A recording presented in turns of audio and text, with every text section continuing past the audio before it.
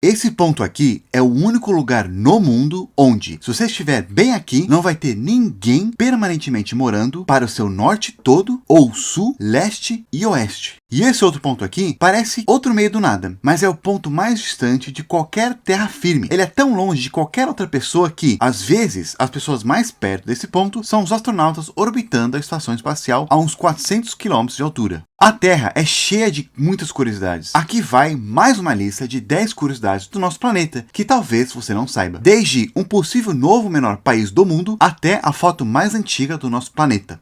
Bora lá!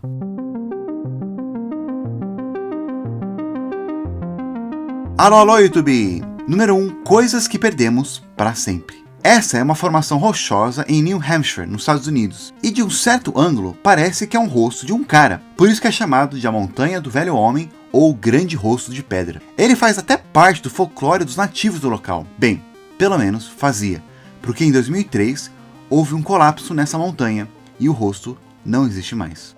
Pois é, esse é um de vários outros casos de coisas que a gente perdeu, ou que a gente está perdendo no mundo. Um outro exemplo é o Mar de Aral. Ele já foi o 4º maior lago do mundo, mas por causa de projetos de irrigação dos soviéticos, que desviaram rios que alimentavam o lago começou a diminuir, e agora está quase extinto. Se a gente voltar ainda mais no tempo, durante a Era do Gelo, o nível do mar era muito mais baixo. Então, por causa disso, existia mais terra por aí. E vários lugares que hoje são ilhas, antigamente eram conectados com o continente, como o Japão e a Inglaterra, que tinha esse grande pedaço de terra aqui. Também existia um lá na Nova Zelândia, que era enorme e muitos chamam de o continente perdido. Mas pelo menos algumas coisas antigas se mantêm, como por exemplo o Monte Roraima, que aliás é a montanha mais antiga do Brasil, talvez até sendo a mais antiga do continente americano e uma das mais antigas do mundo. Ela se formou cerca de 2 bilhões de anos atrás, ou seja, quando essa montanha surgiu, a vida tinha só começado a se tornar multicelular. Essa montanha,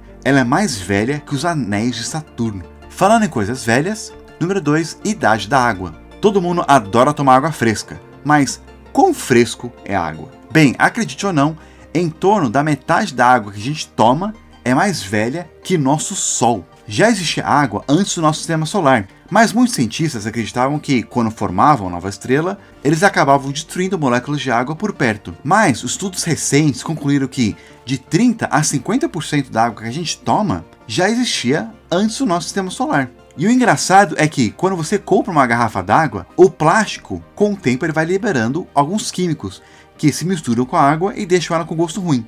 Então, mesmo que a água seja mais velha que o nosso Sol, essa daqui vai expirar em novembro de 2025. Número 3. Acesso ao mar. Pois é, água é muito importante pra gente, principalmente para os países. Por isso que todo mundo quer ter um acesso ao oceano. Em torno de 80% de todos os produtos do mundo viajam de navio. Então, se você tem acesso ao mar, você consegue receber mais facilmente esses produtos e mandar também os seus para fora, sem depender da boa vontade de outros países. Infelizmente, esse não é o caso de alguns países por aí. Aqui na América Latina, por exemplo, nós temos 2, a Bolívia e o Paraguai.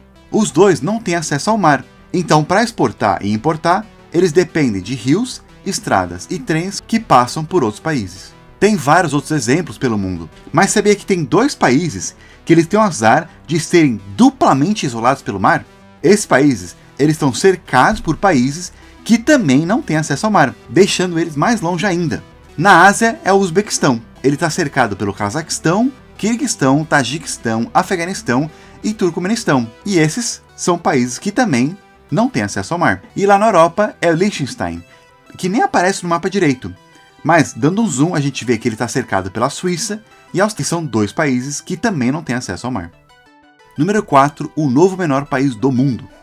Todo mundo sabe que o Vaticano é o menor país do mundo, com 0,44 km², sendo 24 vezes menor que o bairro de Copacabana, lá no Rio de Janeiro, e podendo caber dentro do Brasil umas 38 mil vezes. Mas prepare-se, porque possivelmente em breve a gente vai ter um novo país que vai ser menor ainda.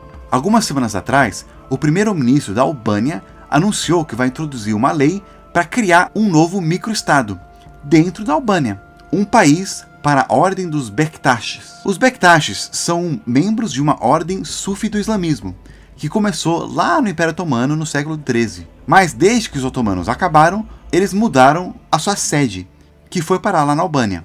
Então, se essa nova legislação passar, o local onde fica essa sede dessa ordem vai se tornar o novo menor país do mundo, com uma área total de 0,11 km², sendo menor que o Vaticano, cabendo mais ou menos uns 15 campos de futebol.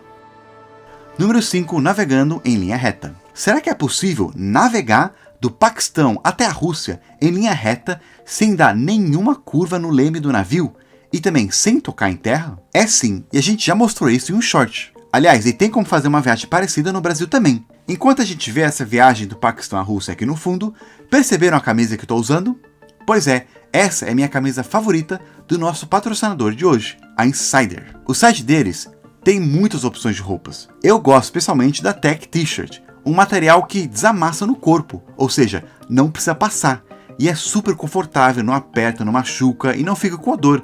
A gente até testou isso jogando ovo no Ricardo, que faz os shorts aqui pro canal. E gente, novembro é o mês mais barato para se comprar roupa lá na Insider. O mês inteiro eles estão com as melhores promoções do ano. E além disso, você pode usar o cupom aqui do canal, PILOTOBF. Com isso você vai ganhar mais 15% de desconto em cima dos descontos do mês de novembro. Então aproveita que o mês já está acabando. Assim também como a nossa viagem aqui. Depois de passar pelo Oceano Índico, Atlântico, Pacífico, chegamos na península de Kamchatka, na Rússia. Mas espera aí, essa viagem que você fez deu um monte de curvas, não foi em linha reta. É o que parece quando a gente olha nesse mapa aqui. Mas lembra, ele é achatado. Quando a gente olha em um globo, dá para ver que realmente essa viagem foi uma linha perfeitamente reta e sem encostar em terra firme. Também tem como fazer esse tipo de viagem do Brasil até o Japão. Parece que é impossível.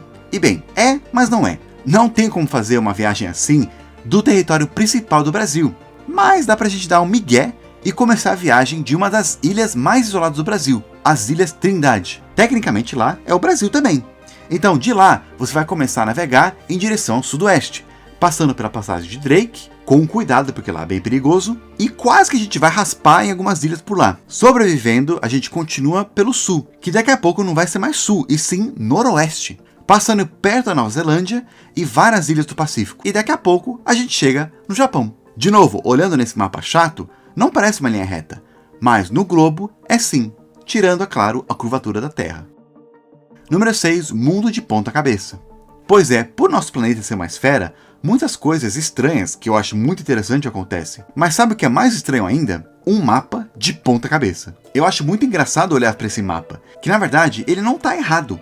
E nem de ponta cabeça, porque no universo não existe para cima ou para baixo. A gente coloca o mapa desse jeito aqui desde muito tempo.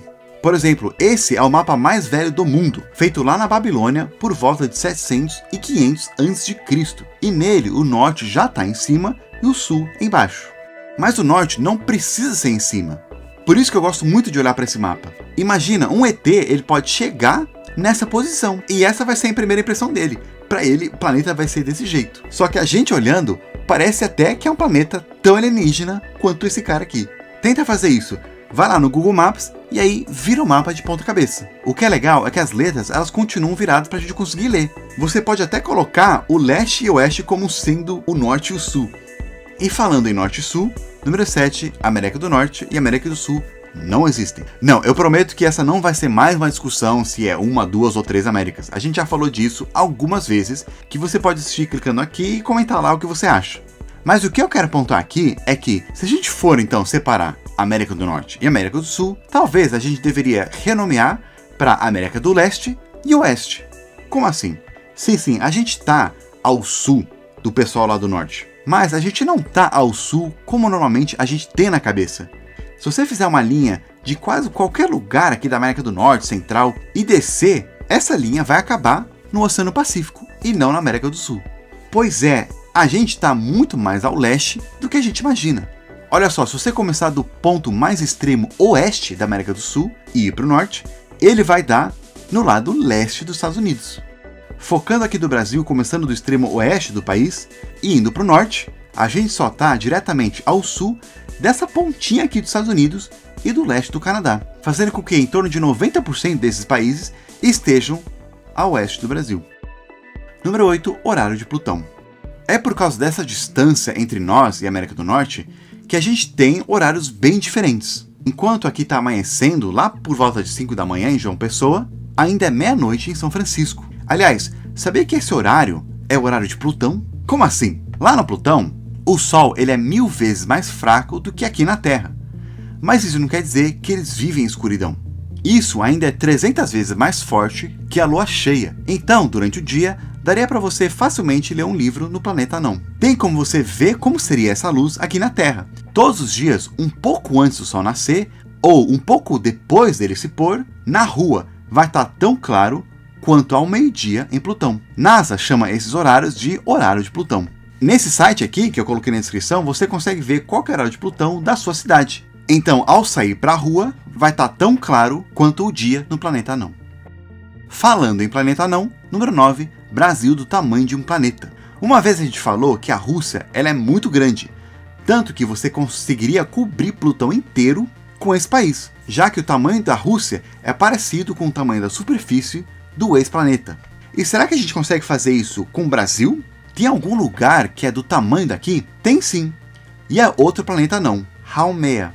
Ele tem um formato meio estranho por causa da gravidade bem fraca, mas ele e o Brasil têm um tamanho de superfície parecido. Então o Brasil consegue cobrir Haumea inteiro.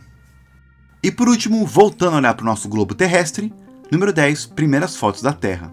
Eu fico horas olhando aqui para o nosso planeta. Mas como é que a gente sabe que ele é assim? Não estou falando que a Terra é chata não. Sabia que a grande maioria das fotos que a gente tem não pega o planeta todo? Já que a maioria dos satélites estão orbitando bem mais perto do que a gente imagina. Se a Terra fosse uma maçã e o satélite a ponta do meu dedo, onde você acha que o satélite estaria orbitando? A resposta é aqui. Pois é muito perto. Essa daqui é a primeira foto que a gente tem da Terra inteira. Parece até um rosto, como se a Terra não tivesse gostado de ter sido fotografado pela primeira vez na história. Lá em 1966. Essa foi a primeira vez que a humanidade viu o seu planeta todo com o seu formato. Uma bola flutuando no espaço. Tem outras fotos mais antigas que essas. Por exemplo, em 1946, os Estados Unidos eles colocaram uma câmera em um foguete que eles pegaram lá dos alemães. E aí, com isso, eles fizeram as primeiras imagens da história tiradas da Terra do espaço. Em 1961, tivemos a primeira foto tirada do espaço por uma pessoa, o russo German Titov.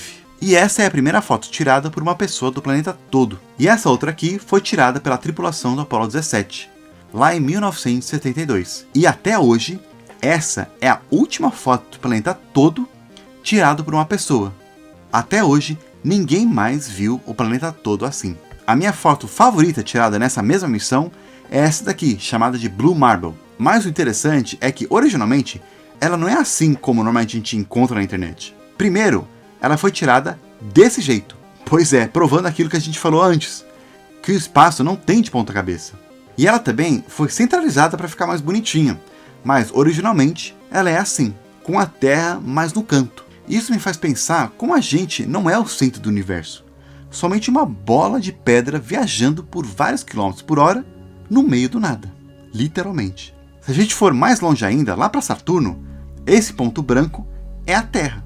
Pois é, esse pontinho tá tudo que você conhece, tudo que você fez, tudo que vai fazer, tudo que seu líder favorito fez ou que o seu líder menos favorito não fez ou fez, os seus grandes sonhos, sonhos de outras pessoas, por mais grandes que elas sejam, tudo foi nesse pontinho aqui. Imagina mais longe ainda, na estrela mais perto da gente, se você for num planeta lá e olhar para nós, esse pontinho aqui vai ser o nosso Sol. Se tiver alguma vida lá, isso é tudo que eles vão ver da gente. Quem sabe a gente faz parte do horóscopo deles, ou de mitologias.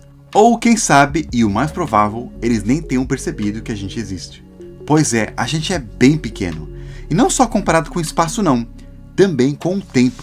E eu falei um pouco mais sobre isso, e o nosso tamanho minúsculo na história, nesse outro vídeo daqui, que você pode clicar aqui se você ainda não viu. Mas se você quiser entender um pouco mais sobre o tamanho da população do Brasil, em números bem mais simples, você pode assistir esse outro vídeo aqui. E por enquanto eu vou ficar por aqui, nos vemos na próxima.